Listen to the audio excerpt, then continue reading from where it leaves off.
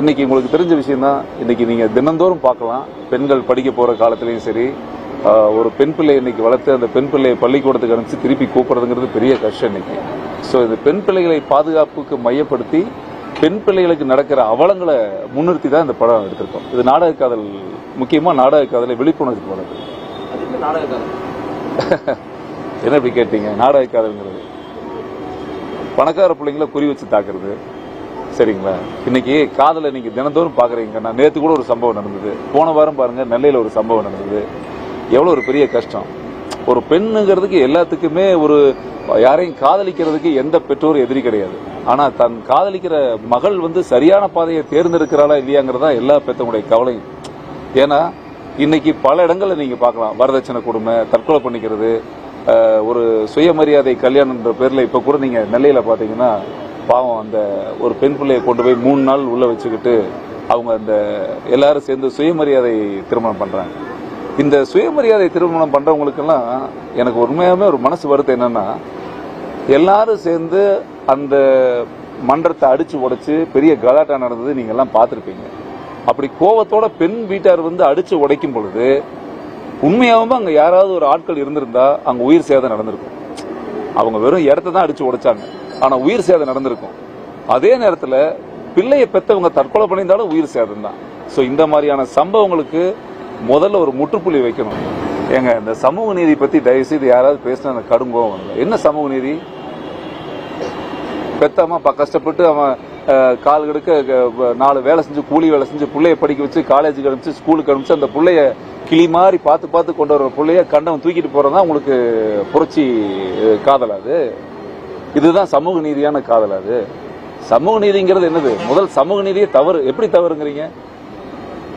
ஒரு செல்போன் காணாம போச்சுன்னா கம்ப்ளைண்ட் கொடுக்குறீங்க, கார் காணாம போச்சுன்னா கம்ப்ளைண்ட் கொடுக்குறீங்க, உங்க செருப்பு காணாம போச்சுன்னா ஸ்டேஷன்ல போய் கம்ப்ளைண்ட் கொடுக்குறீங்க. அந்த வழக்கெல்லாம் எடுத்துக்கிறீங்கல்ல. பெத்தவங்க கஷ்டப்பட்டு ஒரு பிள்ளையை பெத்தாங்கன்னா அந்த பிள்ளை காணாம போகுது, அந்த பிள்ளை ஒருத்தர் தூக்கிட்டு போறோம்னா அதுக்கு என்னங்க பாதுகாப்பு? நீங்களாம் ஒரு 4 பேர் போய் கையெழுத்து போட்டா அந்த பிள்ளை கல்யாணம் ஆயிடுமா? அப்ப பெத்தவங்களுடைய நிலை, பெத்தவங்களுடைய வலி, அவங்களுடைய கண்ணீர் என்ன? என்னைக்கு இந்த சமூக நீதினு சொல்லி ஏமாத்துறாங்களோ அந்த சமூக நீதி போராளிகள் எல்லாருமே தயவு செஞ்சு தான் குடும்பத்துல ஒரு சுயமரியாதை கல்யாணம் தம் மகளுக்கு பண்ணிட்டு அடுத்தவங்க மகளுக்கு பண்ணா ரொம்ப சிறப்பு. ஏன்னா அடுத்தவங்க கஷ்டத்துடைய குடும்பத்தோட வழி தெரியாது. இங்க எல்லாமே என்னன்னா சாதிய பிரிவினை உருவாக்கணும், மதத்துக்குள்ள பிரிவினை உருவாக்கணும்ன்ற எண்ணத்துல தான் இதெல்லாம் நடக்குதே தவிர மீதி எந்த சமூக நீதி இங்க கிடையாது. பெத்தவங்க இது நிறுத்தப்படணும்னா என்னுடைய உண்மையான ஒரு வேண்டுகோள் என்ன தெரியுங்களா? தயவு செய்து பெத்தவங்க கையெழுத்து இல்லாம திருமணம் நடக்கக்கூடாதுன்னு ரெஜிஸ்டர் ஆபீஸ்ல ஒரு சட்டம் கொண்டு வரணும். அப்படி கொண்டு வந்துட்டாங்கன்னா இதை போன்ற நாடக காதல் நடக்கவே நடக்காது, எங்கேயுமே நடக்காது. ஆணவ கொலை நடக்காது, அடிதடி நடக்காது, கலாட்டா நடக்காது, சமூக பிரச்சனையே நடக்காது. இதுதான் அடுத்து. எப்படிங்க